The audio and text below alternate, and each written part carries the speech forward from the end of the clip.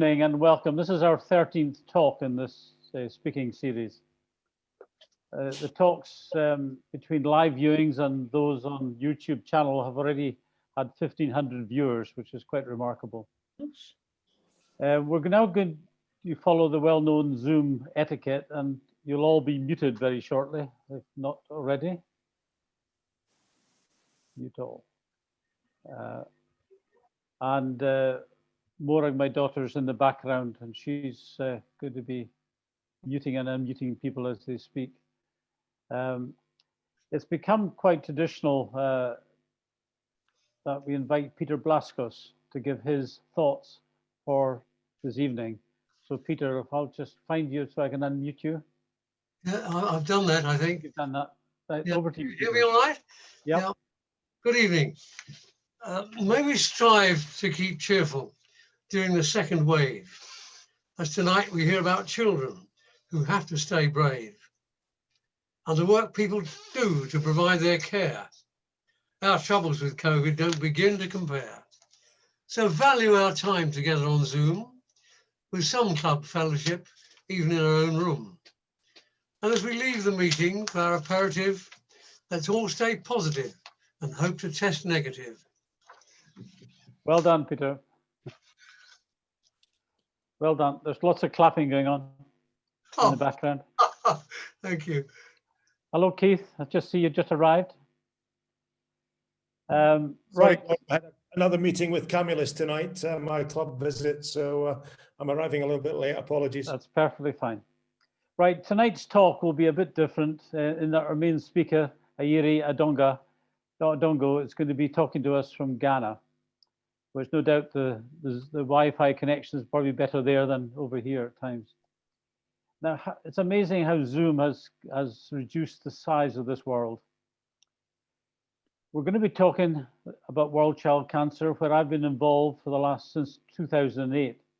And in those 12 years, there's been so many achievements. Last year, World Child Cancer supported 8,800 children working in around 12 countries around the world. Now, prior to inviting Ayiri to speak, I would like first to introduce John Rosser, the Chief Executive of World Child Cancer in the UK, who will be speaking from London, and he'll make an introduction. So John, once I find you, I will, oh, there we go. Great, thank you. Well, firstly, a kind of really warm thank you to everybody for giving up your evening and giving us a chance to tell you about the work that we do, that we're very passionate about. And I hope by the end of it, you will be too. And let me also thank Peter for that introductory poem. I thought that was a really nice way to start, so thank you. As Gordon has just said, World Child Cancer has existed for just over 10 years.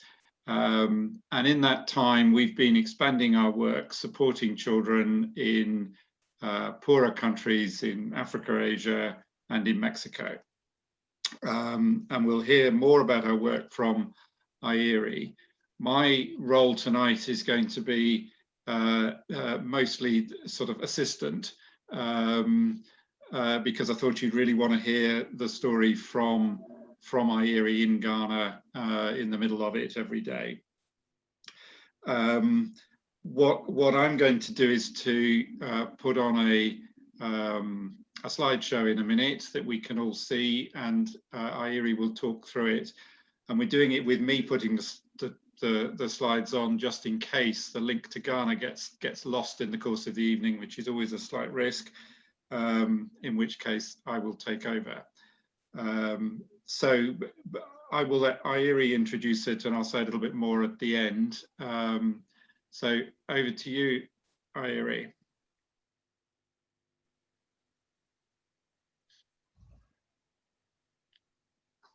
Yeah, thank you very much. So I'm Emmanuel Ayiri Adongo. I'm the regional coordinator for Sub-Saharan Africa. So I will have John start the introduction, and then I will continue from there. Okay, let's hope this works. Yeah, John. Yeah. What am I going to do? Share computer sound. Share. we are.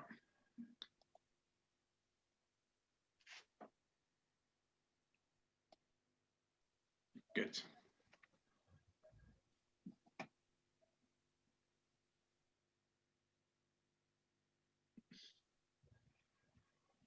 I think it's over to you, Airi. Airi, you still there? Okay, so can we? Yeah, John, can you take the first 3 slides and then I'll continue. First 3.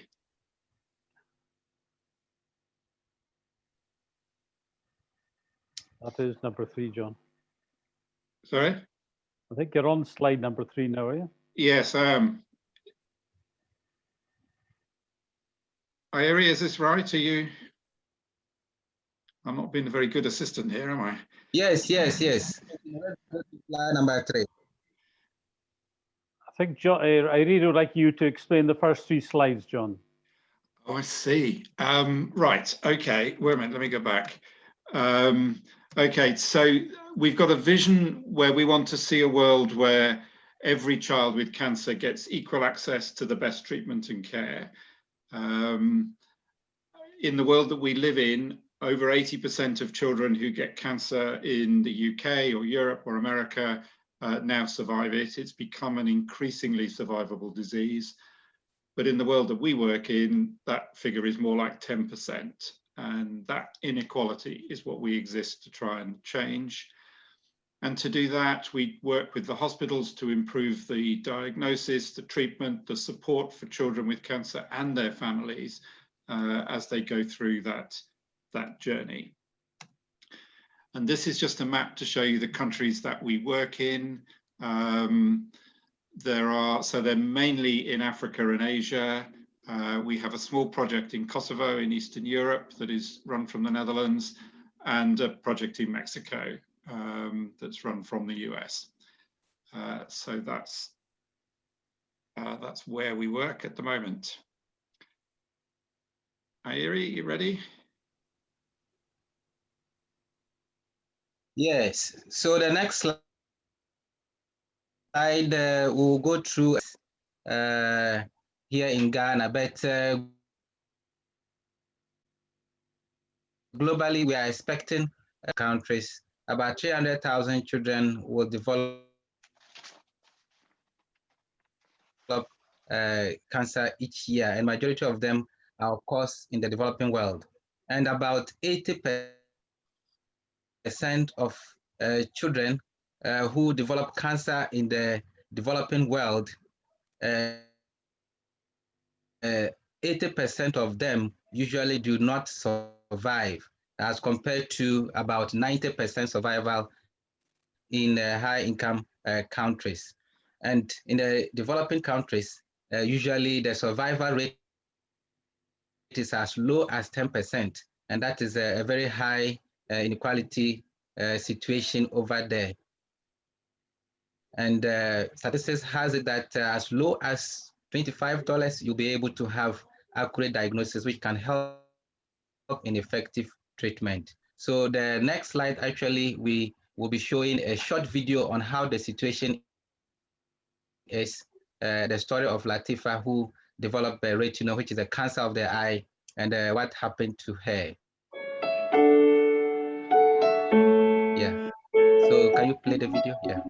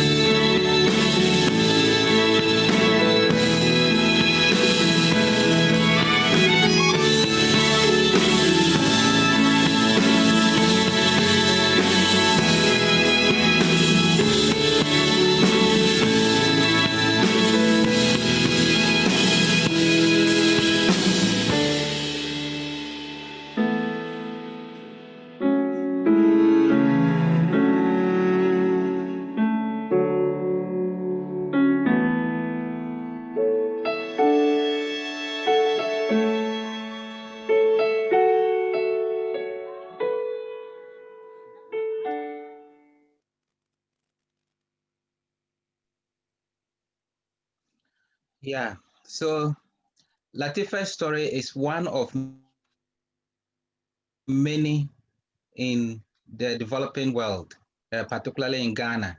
And World Child Cancer, we have been trying to do our best to give a chance for these children to survive and to achieve their developmental potentials, just as any other person in the world. Can we go to the next slide? So World Child Cancer, we have a four-pronged approach in trying to solve the situation. One is improving on treatment, a case for more resources to be able to help families affected by childhood cancer. In improving treatment, can we go to the next slide? We try to link hospitals in the developed world to hospitals in the lower and middle income countries, which is a twinning to enable them to develop capacity in managing childhood cancers. So specialists from the developed hospitals are able to come down to train and build capacity of the health workers in the developing countries in improving on childhood cancer management. And we also help in training the health workers. We train doctors. Currently, we have an MOU with the Ghana College of Physicians and Surgeons to train pediatric oncologists in Ghana and West Africa. So far, currently, we have about 9 doctors undergoing training, 7 from Ghana, 1 from Liberia, 1 from Sierra Leone, so that when they complete, they'll be able to improve on management of childhood cancers.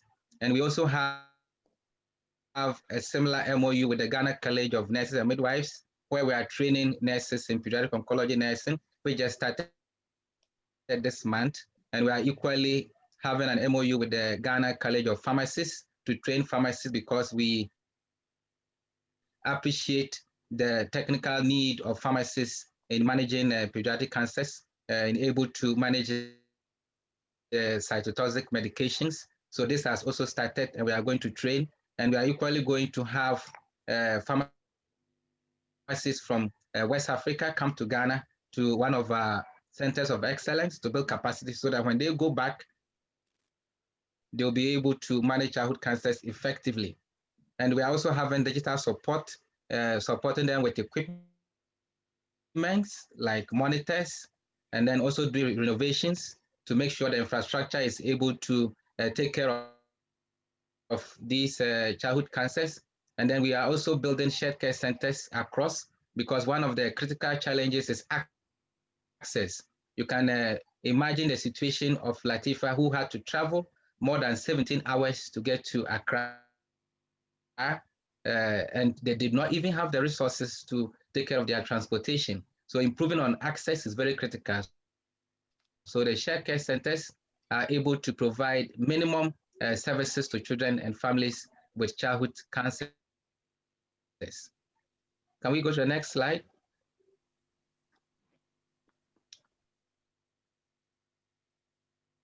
Yeah, so we are trying to make sure that no one is left undiagnosed, and that is a Herculean task for World Child Cancer doing this alone. So partnership is very critical because we don't have the needed resources in as much as we are trying to bridge this gap. One of the things we are doing is to support the pathology. So we build capacity and procure reagents for pathology and hematological services, and also make sure that we support them to build capacity in the developed countries where they have very good services, and then they are attached to the hospitals to build their capacity, and then they return and then train their other colleagues. And then also refurbishment of diagnostic equipments like fast caliber machines so that they'll be able to run flow cytometry to improve on diagnosis, because it's very important to improve on survival, and the target is to as much as reach 60% of these children, so that if we're able to achieve about 75% of children with cancer in Ghana, receiving diagnosis, that will mean a big deal in the country, because currently we are not reaching up to 50% of the number of children in Ghana that we are supposed to identify and manage, because we have about 1,300 expected cases, and currently we are just doing about 700 cases being identified and managed, and the fatality rate is equally very, very high. So this is very critical in Ghana. Can we go to the next slide?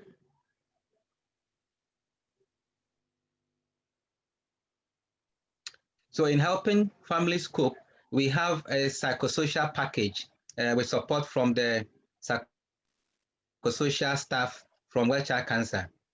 We developed a package for training of staff and then tracking of the services of the staff we trained and employed attached to the various centers that we have.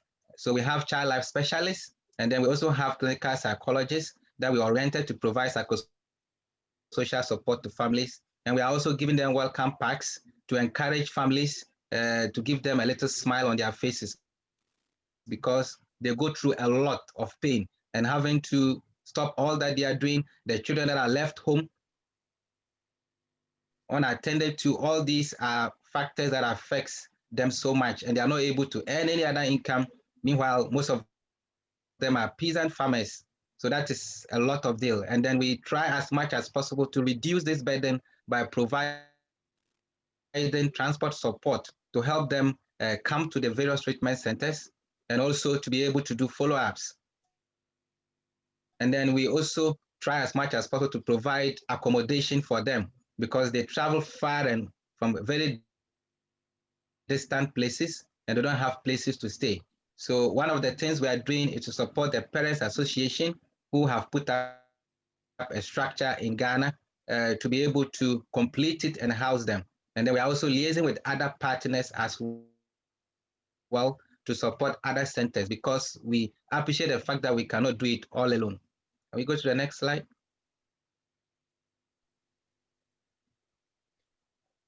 Yeah, so that's the little that we can provide for you. So if you have questions, I think, or if John has something to add before the questions, then John, we have can you got take anything them. else you'd Thank like you so to add? much for the opportunity. Thanks very much, just, Amy. I mean, a couple of things. I mean, firstly, we talked about twinning there, and it's worth just saying the hospital in Ghana is twinned with the Hospital for Sick Children in Edinburgh. And doctors and nurses from Edinburgh over the years have flown out there and spent some days, usually of their own holiday, training and supporting the local doctors. As a consequence of that, survival rates have increased significantly over the years we've been working in Ghana now, and for the kids who get to treatment, over 60% survive. And given that they do that with a fraction of the resources that we would spend in the health service here, that's actually a pretty impressive result that they're able to do there. Ghana is our biggest program. It's supported now by a number of donors, but the biggest of which is UBS Optimus Foundation, which is the foundation attached to the UBS Bank.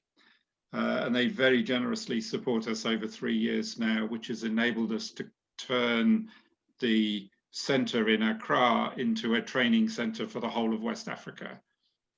So as Ayiri said, we're now training doctors from a number of countries who didn't have pediatric oncologists before, but will have at the end of this. I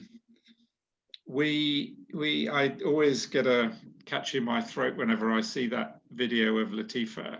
I met Latifa when I was in Ghana a couple of years ago. And she was a lovely child. But as you'll have seen from that video, not every story we tell is a happy one. Sadly, it's in the work that we do, it isn't always. But our aim is that more and more of them should be, and that we shouldn't have the situation where I mean, Latifa died because she came to the hospital too late, really, and the cancer had already advanced, and that was the problem. Eye cancer shouldn't ever be lethal to a child. No child ever dies of it here.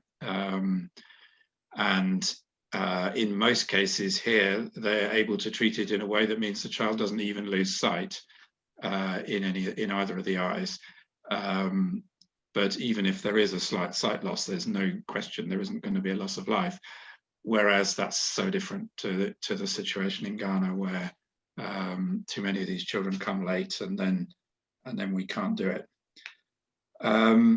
So that's what we do then, is that our programs are run in the countries by Ayeri and his colleagues there,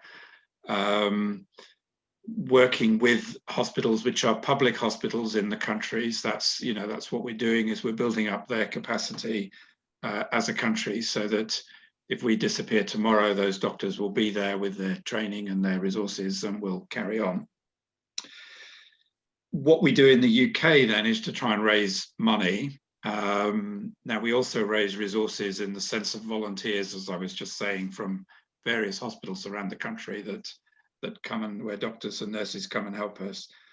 But mainly we're raising money. We raise it from individuals, from companies, from foundations like UBS, from the government. We get some money from UK aid.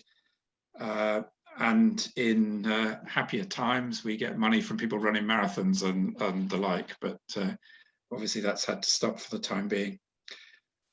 So that's kind of what we do, and we do similar things then in all the other countries that we work with. So perhaps I'll stop there and see if there's questions or comments from anybody. Thanks, Ayeri. Thank you, John. There's a question from Keith Brownlee. Thank you. A very sad situation, and very moved by that video. I just wonder whether the current COVID situation is making your situation much harder, much tougher. Maybe comment on that, please. Yes, we feared very much at the beginning of this year that it was going to be an absolute disaster, given how badly it was hitting us here. When it got to much weaker health systems in Africa and Asia. Oddly, that hasn't happened. They've had cases, and we've been providing PPE and so on in the course of this year for them, but it hasn't hit them in anything like the force that we'd feared, and in many ways hasn't been as bad as it's been here. And the reasons for that are not entirely clear yet. Partly it's a younger population, and so that clearly it tends to affect them less. But you'd think in countries where there's little possibility for social isolating and so on, that actually would have been much worse. So touch wood, because it isn't over yet, but so far it's been better than we'd feared, with the exception of one or two countries. So Bangladesh has been very badly hit, and Myanmar, it's rising quite sharply now. So some countries seem to be catching it worse than others, but by and large in Africa, it's not been too bad. Thank you, John. Ian Priest, I got a question. You need to unmute yourself, Ian. You've just muted yourself again. Okay, we're going around in circles. Okay. If you can hear this, Yes. Two questions. Is child cancer particularly prevalent in Ghana in comparison with other sub-Saharan African countries? And in Ghana, almost all the slides you showed showed children with eye cancer. Is it a particularly prevalent condition there, or did it just so happen that way when you were putting the slideshow together? Could answer that, maybe. Yeah, it is relatively common in Ghana and in Africa, eye cancer. I mean, I suspect those pictures may have given a slightly distorted picture though, because it's not, there are others. By and large, the incidence of cancer, as far as people can be sure, is roughly sort of even across the world, actually, because it's not unlike adult cancers, which are affected by all kinds of things and the way people live their lives, whether they smoke and what they eat and all that. Childhood cancer isn't so much. It happens quite soon after birth, so there isn't time for environmental factors to be behind it, and a lot of it's just random. It's, you know, a gene goes wrong and we don't entirely know the causes. So it's reasonably evenly spread across the world. There is a link with a cancer called Burkitt's lymphoma, which is linked with children who have survived cancer, survived malaria. And so that is particularly common in sub-Saharan Africa as a consequence. Irene, you need to unmute yourself, Irene.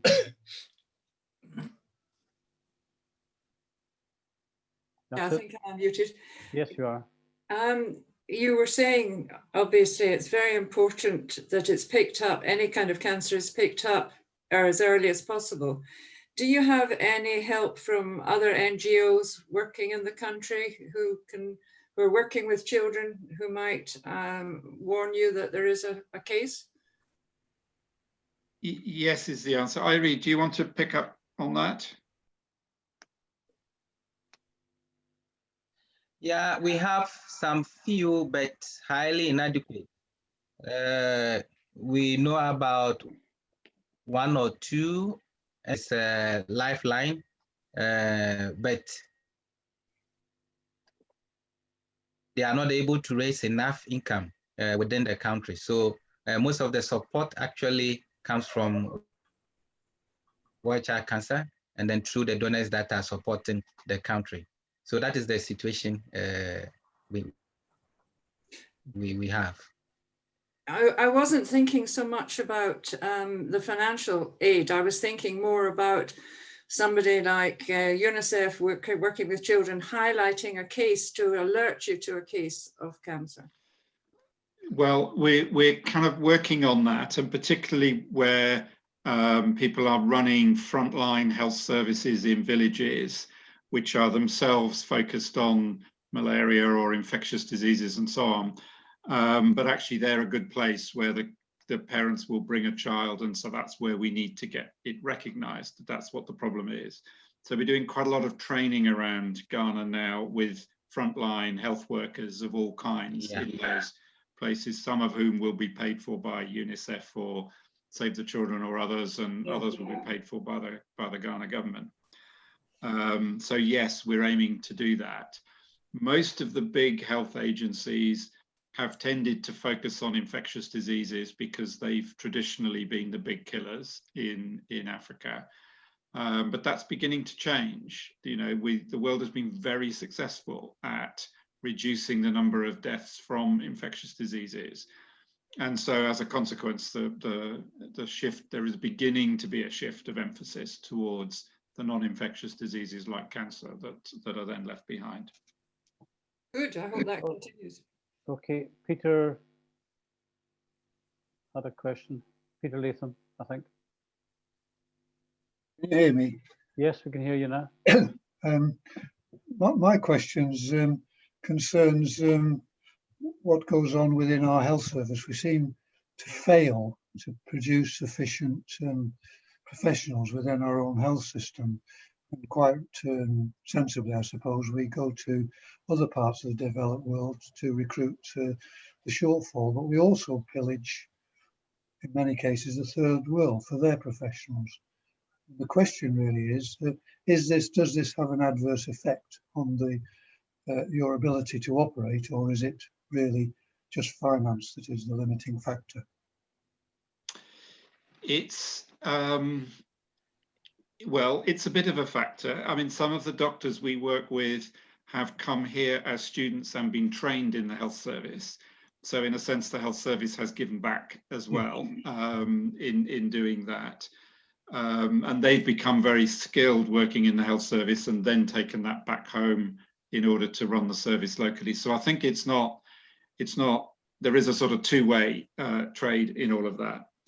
But it is also true that part of our motivation in setting up Ghana as a training centre is that, I mean, A, it's cheaper than sending people to train in Britain or America or whatever, but also it makes it more likely they go back home and work in their own country afterwards. So that has been part of our motivation in doing that. Okay, any other questions? Hey, Peter, you done, Peter Barber, that's fine. Can you hear me now? Yes, we can, Peter. Excellent. Can you just, I don't know much about Ghana, I'm afraid to say. Is it a politically stable country? And if it is, does the government really have any influence on how the medical assistance to the population should be formed and progress? I mean, I know some countries like Nigeria have got almost a civil war going on, which would obviously interrupt the type of services you're talking about. But is Ghana hopefully a more stable environment? Yeah, Ghana's a democracy. The last election 3 or 4 years ago, the opposition won it and there was a peaceful transfer of power. There are new elections coming up now, I think in December. And again, I think the expectation is that if the opposition wins, then there will be a transfer in a peaceful way. So yes, it's a stable democracy now.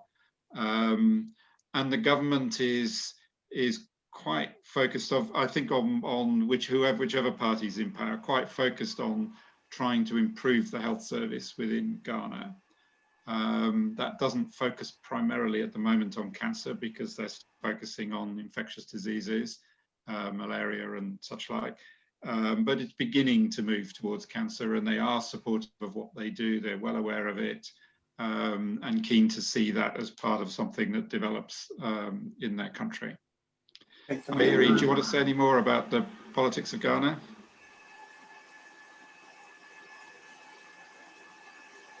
Yeah, I think it was actually very good that you actually started it since you are out there. And it's a fact, Ghana is one of the most stable countries in terms of a political system. So most of the elections that have taken place since '92 have been very peaceful. And there hasn't been any disruption of services apart from COVID that tended to destabilize it a bit. But in terms of childhood cancer, I think with child cancer, we were able to plan ahead of time to know potentially what could happen and were able to solve it. And it did not actually impact much because of the preemptive steps that we took. So relatively, it's a democratic state and transfer of power has so far been peaceful and the government is in support of most of the health interventions. And that is why child cancer, we took advantage to build capacity using the institutional structures through the colleges, which is very sustainable and which does not, is not available in some of the countries. So we are building on the structures in Ghana to be able to cascade and build capacity in the countries around in West Africa particularly. Thank you. Thank you, Ayeri. No Younger's got a question. Yes, I actually used to work in the cancer registry in Cambridge, in Adam Brooks in Cambridge, which then became the English cancer registry. I wondered whether, following on from what Ian Priest said, whether the range of cancers in Ghana and in Africa and the other countries is similar to the range of cancer, childhood cancers in this country, or whether there's things like the eye cancer that you mentioned are more prevalent there than they are in this country. That obviously affects the expertise that's available in this country to train people out there. I think, well, firstly, the statistics in Ghana and across Africa are patchy. And so answering that question precisely is quite difficult. And if you were working in a cancer registry here, then you'll know the importance of them. And most countries in Africa don't have one yet. Yeah. It's an ambition that they should have, and trying to persuade the governments to set them up and so on. And Ghana's beginning, they've set one up in Kumasi in the middle of the country and are developing that, and hopefully that will eventually become a national registry. Mm. So, but in terms of your question about the prevalence of cancers, it does seem to differ a bit. So Burkitt's lymphoma is definitely more prevalent in sub-Saharan Africa with its link to malaria. Eye cancer some areas seem to get more of it than others. And so it's not even necessarily the whole country, but parts of countries where it seems like there's more. Now, what the cause of that is, nobody's ever very sure. But it looks like it may vary a bit, but you will find all of the cancers occurring in Africa, just as you will find them all occurring in Britain too, and just maybe in slightly different numbers. Thank you. Joan George, got a question? Yes, please. Do you have any issues in different countries with different cultural backgrounds? Are there sometimes traditions about not wanting to accept modern medicine and European treatments? Do you sometimes have to cope with persuading parents that that's the best thing for them? Ayeri, do you want to come in and talk about traditional medicine? Yeah, sure. Yeah, sure. So even if we take like the first detected a spot in their eye, they tried herbal medicine severally before they also went to a nearby chemist for some eye drops. And most of the times, because of the cost involved and even the transportation and their jobs, they tend to seek traditional medicine as against going for orthodox medicine. And most of them also feel that these are not things that they should go to seek help in orthodox places. So we have identified this, and that is one of the major factors that results in the late presentation of most of the cases. So they come at stage 3 and they are only managed on palliative and then they die. So we are trying our efforts as much as possible to intensify early warning signs campaign, and then to talk to them to understand that these are conditions that can be managed. And most of them, when they even hear that, oh, this is cancer, all they do is that we are going home.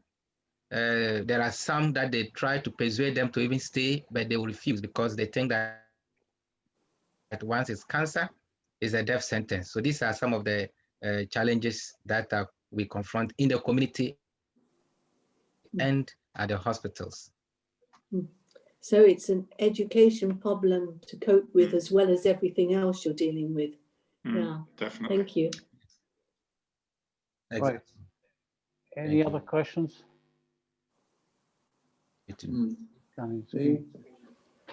Me. Colin? Colin, sorry, Colin. Yeah, only to ask if you, I mean, it's such an enormous job, I guess, to provide the service you are in Ghana, but do you have ambitions to extend beyond Ghana, or are you seeing Ghana as the center that will give you enough for the next decade or so? Because I guess the finance that you need and the manpower and money, I mean, is enormous just for one country. Indeed, and it's a difficult question to answer, that one. We reached, as Gordon said at the beginning, just less than 9,000 children last year, which we're quite proud of on the one hand. On the other hand, about 400,000 children get cancer every year in developing countries. So there is a massive job to do. And so we'd love to be able to expand and do it in other countries and so on, but obviously that depends on our finances growing. And as we can get them to grow, we will be expanding elsewhere. At the moment, again, as Airi said during the presentation, we're training doctors from Liberia and from Sierra Leone, and in both cases, they will be the first pediatric oncologists in their country when they go back. Now they're very keen on persuading us to go and help them because they're going to need a lot of help to get a new service up and running. And so we're keen to do it too, but whether we can will depend on how our funding grows. But John, how did you choose Ghana as being? John, I think you should clarify. You're working in other countries outside Ghana. Yes, so we're working in about 12 countries altogether across the world, as the map showed. How did we choose Ghana? I mean, to some extent, it was individual connections. So the lead doctor in Ghana, who is a absolutely exceptional woman, but she trained in Edinburgh, decided to go back to Ghana, having spent a couple of years in the health service, because she wanted to set up the service in her own country and be the first person to do that, and was looking for help. And so when World Child Cancer was set up, there was on our board at the time was a doctor who lives in Edinburgh, and he knew Lorna, and so that connection started. So some of it is sort of chance. The need is so great everywhere that it's difficult to do it just on a need basis, because it's just enormous. So that's what we've done. And so our sort of criteria for any new country is that people have to want us to come. That's the first thing. Secondly, there has to be a pediatric oncologist there so that there's something for us to work with and start building up. And the country has to be in a state where we can be effective there. So we've not worked in war zones and so on because we're not that kind of charity, and actually the long-term treatment for children with cancer is pretty close to impossible in a war zone anyway. So there are places we don't work, but the ones where we would are enormous, and it's just Can I have one more question? Certainly, Colin. Are the Rotary clubs in Ghana, because I think there are quite a few, are they in any way involved in supporting you? We've started talking to local Rotary clubs and Lions clubs as well, actually. And so to some extent they are. They tend not to have a great deal of money in a poorer country. So the resources they've got are often limited. But when we're doing campaigns about awareness in local communities and so on, that's where actually they can be quite helpful with all those communities. So yes, we are talking to them. Good question. Good, thank you. Okay, any other questions?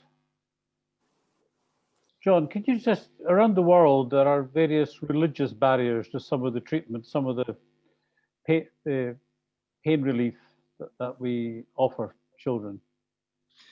Yeah, so cancer is a painful illness, and the main treatment for pain is morphine, so firstly, you run up in a number of countries against their drugs laws, where they have fierce laws against narcotics, and tend to think of morphine as a narcotic. So we've, in a number of places, had to persuade governments, or get the doctors to help persuade governments, that actually medical morphine is a different thing than the narcotic on the streets, and they need to allow it. In order to allow it and keep control of it, they often want to then allow it as in the tablet form, which tends to be fine for adults and not much good for children, where you need to change the dose depending on how big or small the child is. And so you actually need it in a liquid form where you can measure out exactly how much they they need for pain relief. So there's various barriers around that. And I think the reluctance in some places to engage with Western medicine, which we sort of just talked about a few minutes ago, is also a factor in getting in the way of us being able to treat people effectively. And people worry that we're turning children into addicts and so on, which if it's used carefully as a pain relief, it does not. But if a child is terminally ill, actually that's getting them out of pain is the big thing we want to achieve. They may not be there long enough to become an addict in any case, but in practice it doesn't. What the doctors will all say is used properly, carefully as a pain relief, only when there's pain. It's not addictive in the way that it is when it's used recreationally. Okay, thanks, John. Airi, have you anything else you'd like to share with us?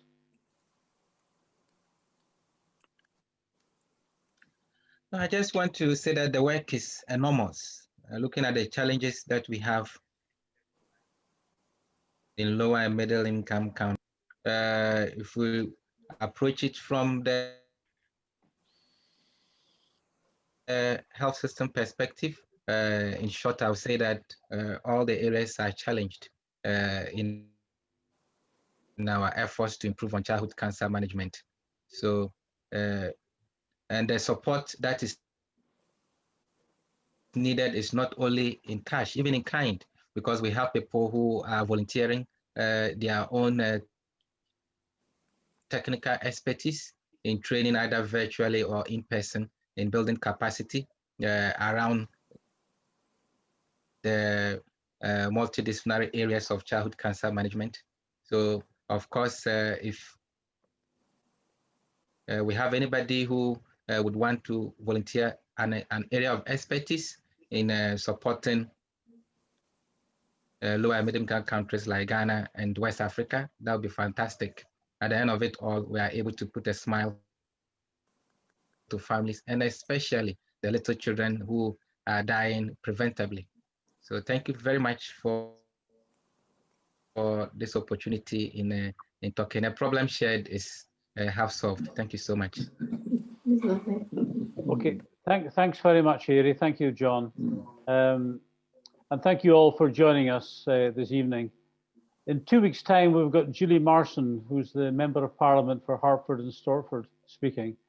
And I've got to know Julie reasonably well since she went to the House of Commons in the last election. And she's got some very interesting insight as to Boris's health, etc. So she should be very interesting. And I'd imagine the questions will even be more interesting. And she's very open with her answers as well. So thank you all very much. And that just leaves me to offer a toast to the Queen and Rotary and peace the world over. Queen and Rotary, peace the world over. Peace the world. Rotary and peace the world over. Perhaps, Pam, next time you'll take out your crystal. Yeah. Okay, thank you all very much. Thank you. Thank you. Bye. Thank you. All right, good